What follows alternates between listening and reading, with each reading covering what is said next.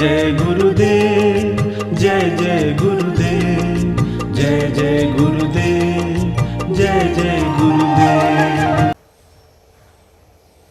श्रीमद् करुणा सागर महाराज की जय, श्री कैवल धाम की जय, श्री अविचल दास जी महाराज की जय।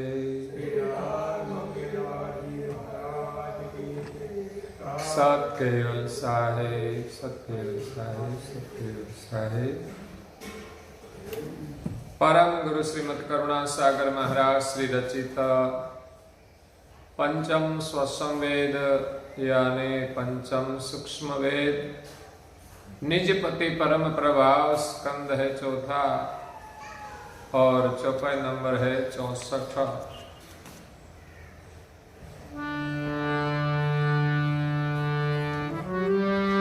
काम क्रोध मन विरोध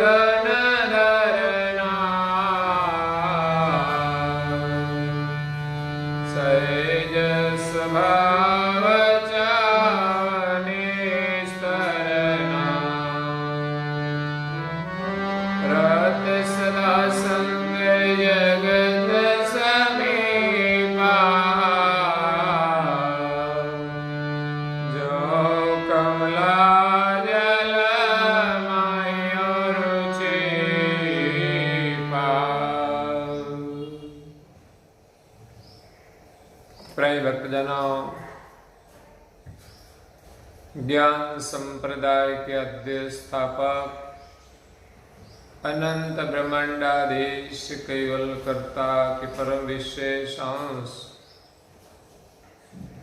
सकर्ता सिद्धांत का प्रतिपादन करने वाले अनंत अंशों के तारणहार केवल धर्म धुरंधर नव बुद्धि के सागर महान समर्थ परम श्रेष्ठ परम विभूतिवान परम दयालु परम कृपा निधि सर्वज्ञ दिव्य परम गुरु श्रीमद् करुणा सागर जी महाराज विश्व भर के मनुष्य तनुधारी चैतन्य जीवात्माओं को यथार्थ ज्ञान का उपदेश देते हुए स्वरचित पंचम स्वसंवेद ग्रंथ के चौथे स्कंद की 64वीं चौपाई में निजपति परम प्रभाव का वर्णन करते हुए अपने अलौकिक अमृतमय वाणी में कहते हैं, काम क्रोध मन क्रोध न धरना, सहज स्वभाव स्वभाव निस्तरना। संसार में भगवत सुमिरन करने के लिए दिव्य परम गुरु जी हमें संसार में रहकर कैसे भजन किया जाए उसका मार्ग बताते हैं। संसार में रहकर भी प्रभु सुमिरन होता है, लेकिन किस प्रकार होता है? तो प्रभु का सुमिरन करने के लिए कुछ नियम होते हैं, कुछ प्रवृत्तियां होती है, जिस प्रवृत्ति के माध्यम से प्रभु का सुमिरन होता है।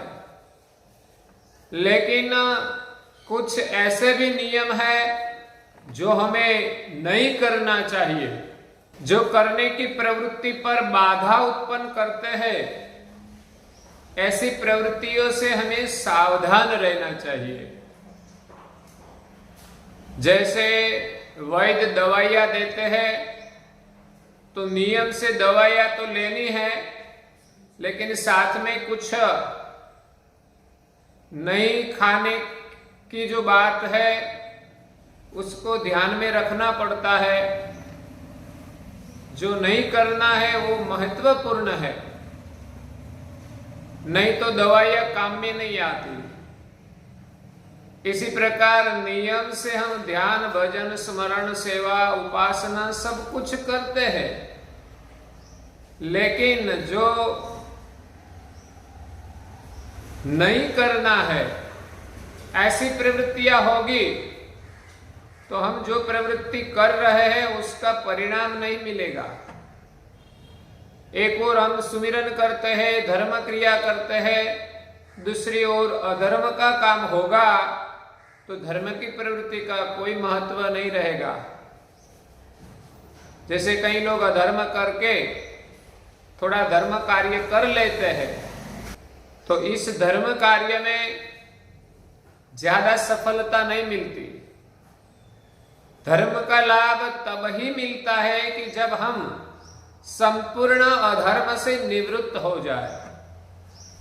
दिव्य परम गुरु जी कहते हैं कि संसार में रहते हैं तो हम काम और क्रोध से मुक्त हो जाए, कामनाओं का त्याग करें। कामनाओं में हमारी वृत्ति चिपक जाती है, इसी के कारण हम अच्छे काम नहीं कर सकते। अगर तो प्रभु के सुमिरन में हमारा मन नहीं लगता,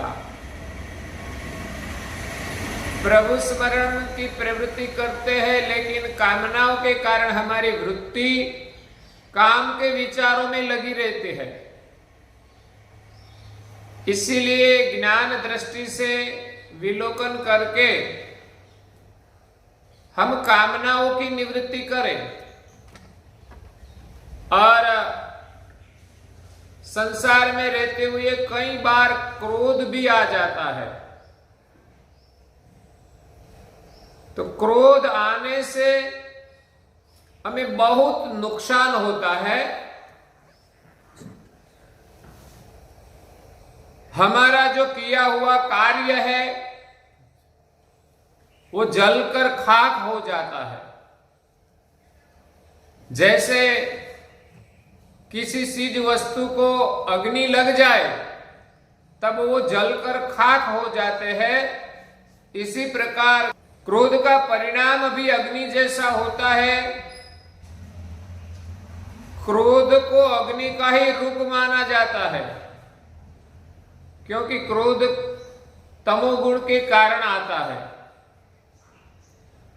इसलिए क्रोध अग्नि का स्वरूप है जो हमें जलाने का ही काम करते हैं।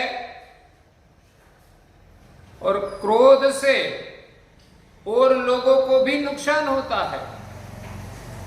घर में एक व्यक्ति क्रोध करती है तो सब लोग दुखी होते हैं। क्रोध से दूसरे लोगों तो थोड़ा नुकसान होगा, लेकिन जो क्रोध करता है वो तो स्वयं ही अग्नि की भट्टी में जलता ही रहता है। इसलिए महापुरुष कहते हैं कि जो निरंतर हरि का सुमिरन करना है तो कामनाओं और क्रोध को तिलांजलि देनी पड़ेगी। जिन महापुरुषों ने संसार में रहकर हरि का सुमिरन किया है उनके जीवन में तनिक भी क्रोध नहीं रहता। संत तुकाराम महाराज वो गृहस्थाश्रम में रहते थे। कहा जाता है कि उनकी पत्नी जो थी वो बहुत कर्कश स्वभाव की थी। फिर भी तुकाराम महाराज उनकी कोई बात अपने मगज पर नहीं लेते थे और कभी भी उनके सामने क्रोध नहीं करते थे। घर में कोई व्यक्ति क्रोध करे तो उसके सामने क्रोध करने से शमन नहीं होता, लेकिन क्रोध ज्यादा प्रज्वलित होता है और आमने सामने क्रोध करने से घर का कलेश बढ़ जाता है, झगड़ा बढ़ जाता है। इसलिए समझदार लोग क्रोधी व्यक्ति के सामने क्रोध नहीं करते, लेकिन करुणा भाव से काम करते हैं, क्षमा भाव से काम करते हैं। क्षमा भाव से सामने वाले का क्रोध शांत हो जाता है, जैसे कोई अग्नि में पानी डाला जाए और अग्नि शांत हो जाती है, वैसे ही क्षमा क्रोध के सामने जल जैसा काम करता है। एक बार तुकाराम जी की पत्नी ने कहा कि आप खेत से गन्ने लेके आओ। तुकाराम जी महाराज तो गए, खेत से 6-7 गन्ने लेकर वो आ रहे थे। रास्ते में कई लड़के मिले कि चाचा मुझे गन्ना दो, मुझे गन्ना दो। तो तुकाराम जी महाराज ने तो एक गन्ना लड़के को दे दिया। रास्ते में और कोई लड़के मिले तो उसको भी गन्ना दे दिया। इसी प्रकार घर आते आते सब गन्ना बच्चों को बांट दिया और किसी को बांट दिया। अपने पास एक ही गन्ना बचा। जब घर पे आए, उसकी पत्नी ने देखा कि ये तो एक ही गन्ना लेकर आए। क्रोध में, आवेश में आकर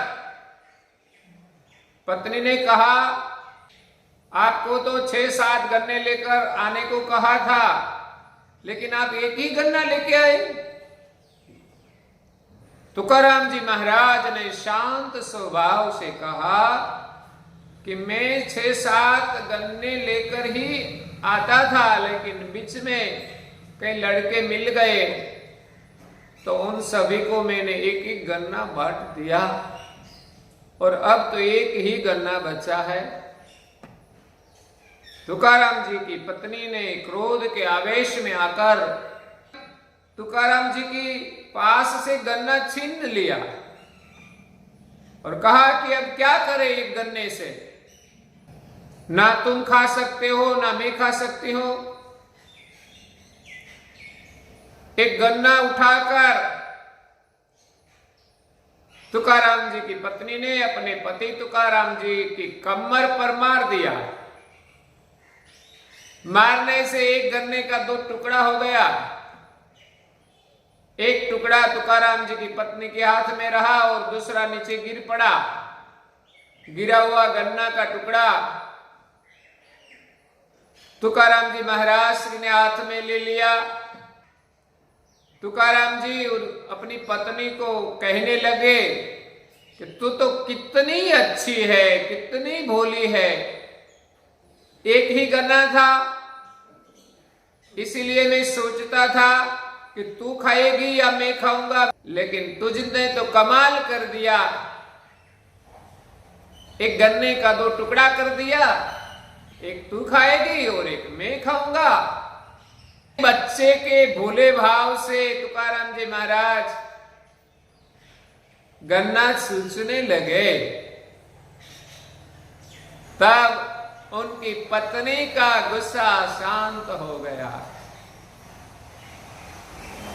भाइयों बहनों, संसार में रहकर कैसे प्रभु का सुमिरन किया जाए और कभी क्रोध नहीं करना चाहिए। जो लोग क्रोध करते हैं वो अज्ञानवशात क्रोध करते हैं। क्रोध करने से कोई काम सुधरने वाला नहीं है, लेकिन बिगड़ेगा जरूर। महापुरुष कहते हैं कि क्रोध से हमारे जीवन में बहुत नुकसान होता है। हम हमारा जो काम है वो भी ठीक तरह से नहीं कर पाते। जब तक हमारे दिमाग में क्रोध की असर है, तब तक हम अच्छे विचार भी नहीं कर पाते। हमारा चेहरा उलझा हुआ रहता है। कहा जाता है कि क्रोध करने से हमारे शरीर को, स्वास्थ्य को बहुत नुकसान होता है।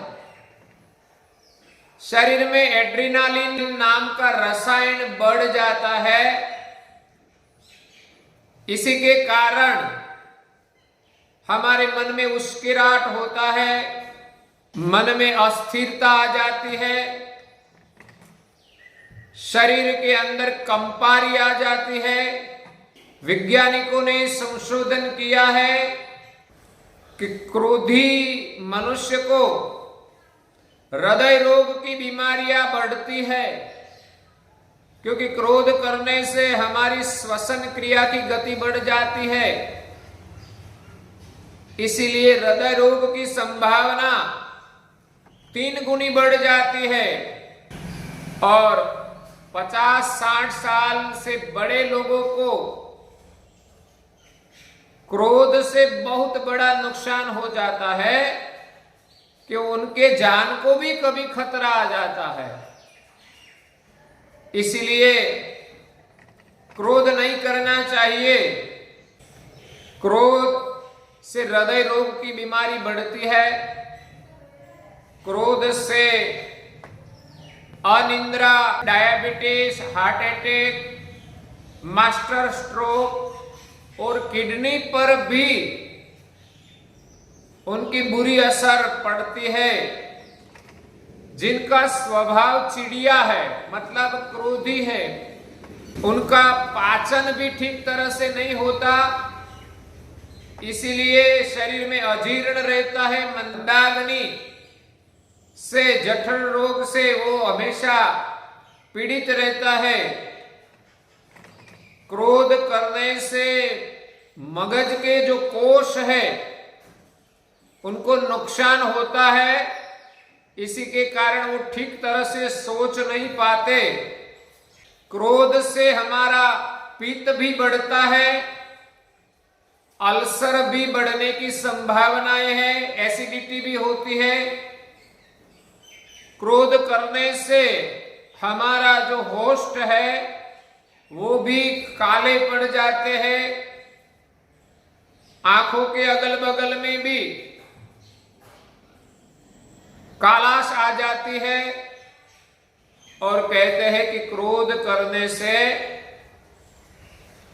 बाल भी जल्दी सफेद हो जाते हैं। इसलिए शरीर को तो नुकसान है ही, लेकिन साथ साथ में परिवार में कलेश बढ़ता है।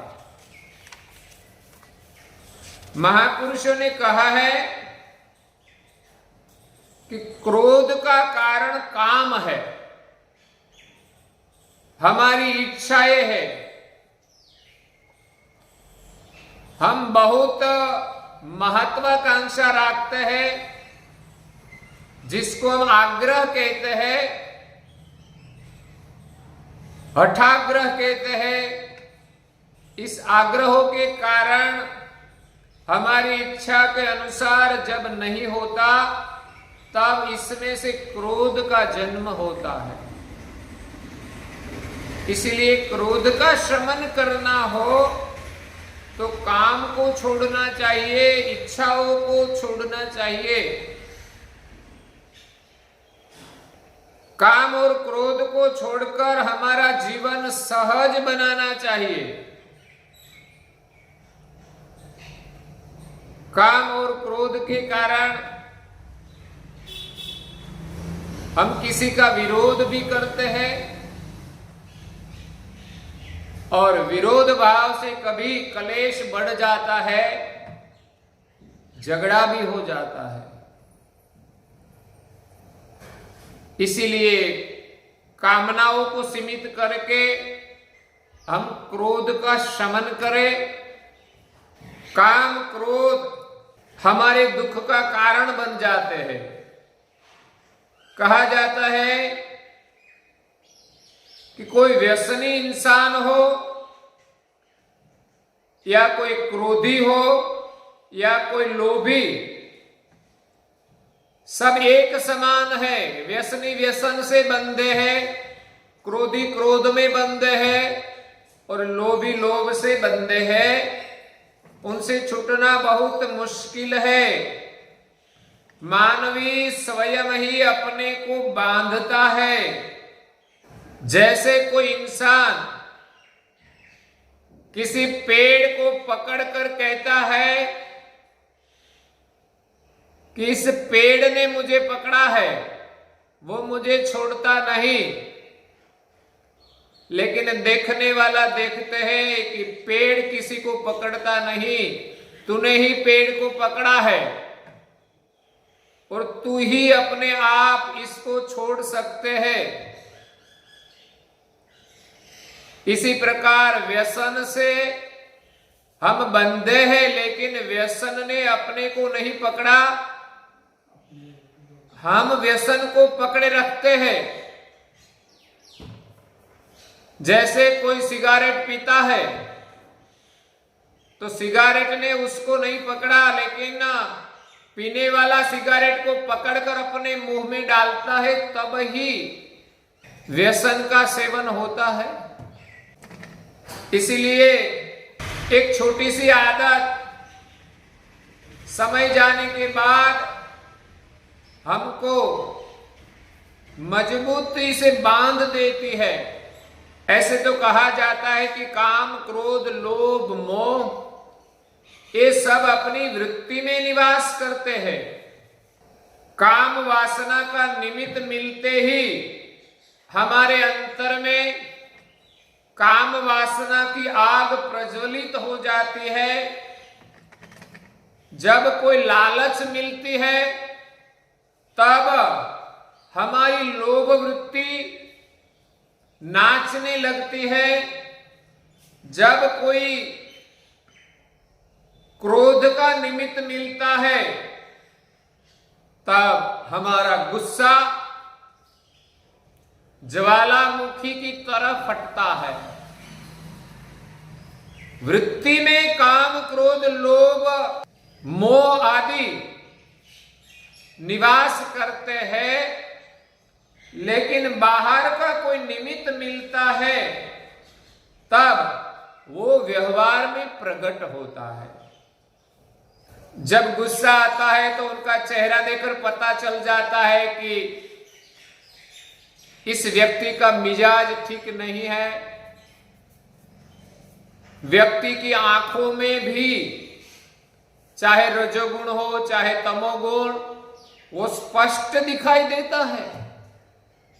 सबसे पहला दर्शन आंखों में होता है।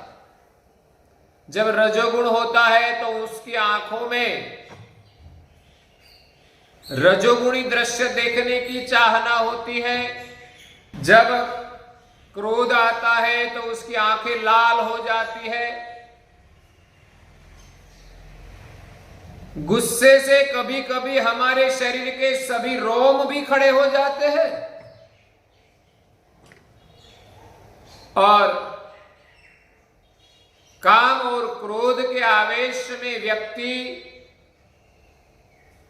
समय और स्थान को भी भूल जाते हैं, अपनी मर्यादाओं को भी भूल जाते हैं, कीर्ति पर कलंक लगेगा वो भी भूल जाते हैं। इसलिए महापुरुष कहते हैं कि हरि का सुमिरन करना है तो काम और क्रोध को छोड़ना पड़ेगा।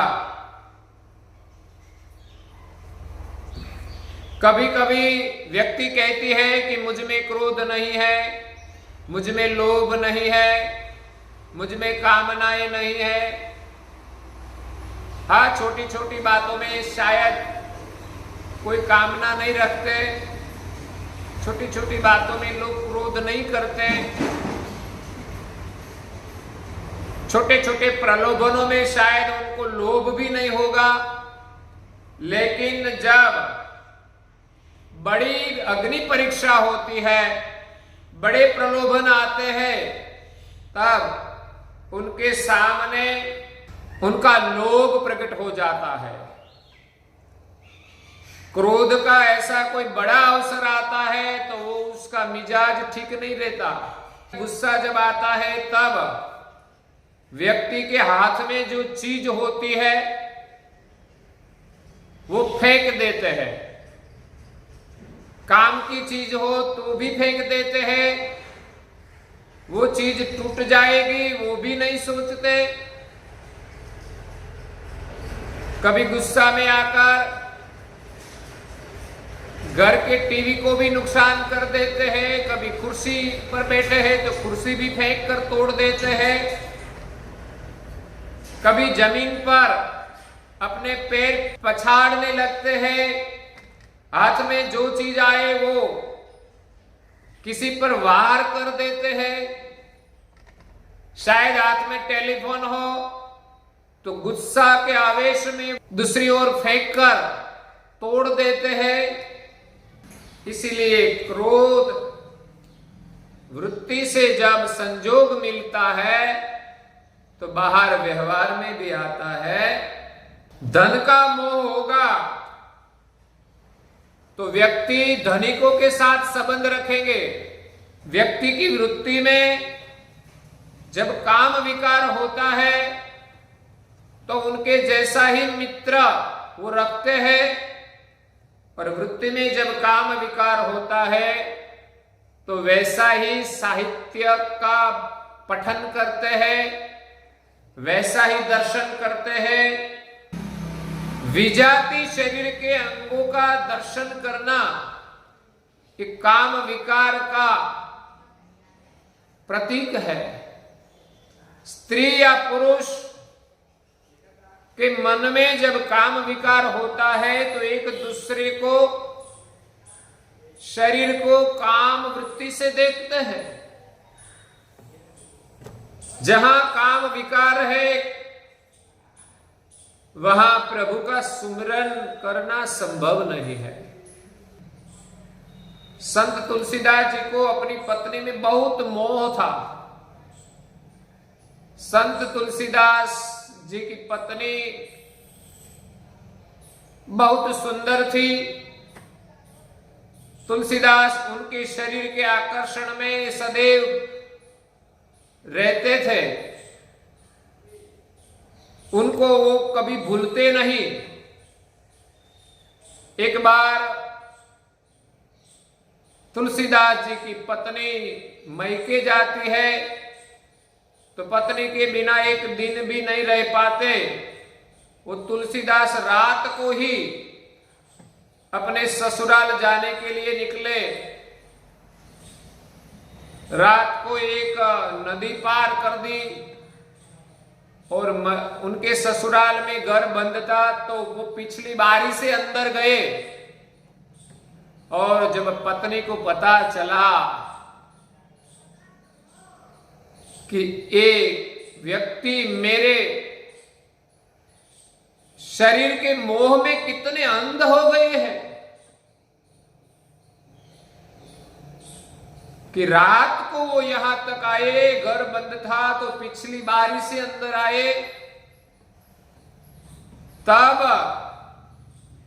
तुलसीदास की पत्नी रत्नावली ने कहा, क्या आप मेरे शरीर में इतना प्रेम रखते हैं?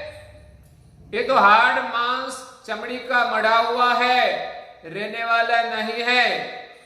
इतना प्रेम जो प्रभु के साथ आप रखते तो आपका जीवन धन्य हो जाता। रत्नावली शरीर से सुंदर थी, युवान थी, उतनी ही भीतर से भी सुंदर थी। उनके पास बड़े विचार थे, उनके पास संयम था, और उनके पति को भी वो संयम की दीक्षा दी और कहा कि मेरे शरीर के प्रति इतना मोह है, इतना प्रेम राम में लग जाए तो जीवन धन्य हो जाएगा। और पत्नी की एक ही टकोर से तुलसीदास जी का जीवन बदल गया। सदैव के लिए काम वासना को छोड़कर उनका मन राम में लग गया। इसीलिए तो कहा है, जहां काम तहां नहीं राम, और जहां राम तहां नहीं काम। ये दोनों एक साथ नहीं रह सकते। संसार के रजोगुणी काम विकारों को बदलकर, मोड़कर हमारा मन हम भक्ति में लगाए, सेवा में लगाए। तो यहां दिव्य परम गुरु कहते हैं कि काम क्रोध मन विरोधन धरना, सहेज स्वभाव चाहव निस्तरना। संसार में रहकर भक्ति करनी है तो काम क्रोध को छोड़कर किसी के साथ भी विरोध न हो, तब ही सहज वृत्ति से हम संसार में रहकर हरि का सुमिरन कर सकेंगे। श्रीमद् करुणा सागर महाराज की जय, श्री कैवल धाम की जय, श्री अविचलदास जी महाराज की जय।